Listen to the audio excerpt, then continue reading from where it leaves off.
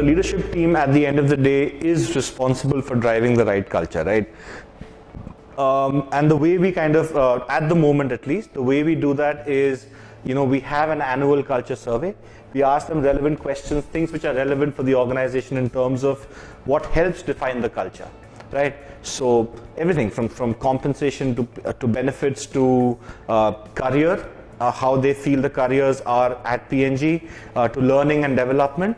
So we have a survey that tracks that on an annual basis. Of course, the lead team is where the buck stops in terms of how their function has performed on that survey, and hence how that function is doing on those aspects. And of course, there are other questions on that survey that are also relevant more to the company versus just the function, to also give us a sense of how the company is doing in the country that we operate in on those parameters. But that said, I think it's unfair to, that's my point of view, which is it's unfair to hold the lead team singularly accountable for the culture.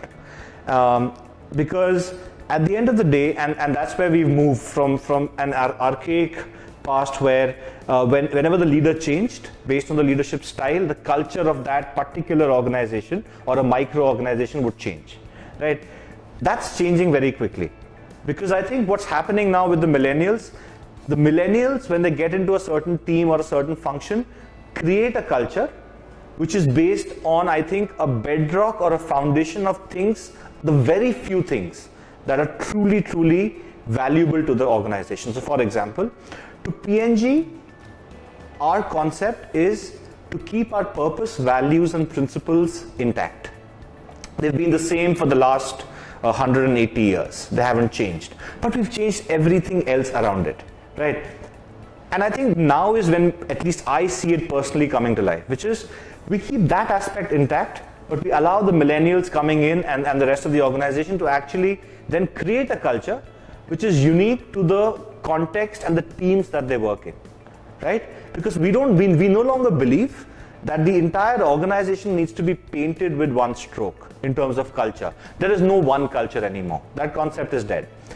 It's the culture of the team based on the context that the team is operating in. So it's perfectly okay for one section of the organization to have an entrepreneurial startup culture, and then all the artifacts that come with, right, in terms of the office seating, how the office looks, the meeting rooms, the huddle rooms, in that sense. And a different section of the organization to have a culture of a fuddy-duddy, overthinking, overanalyzing organization, because that's what the context that they're working in. That's perfectly fine.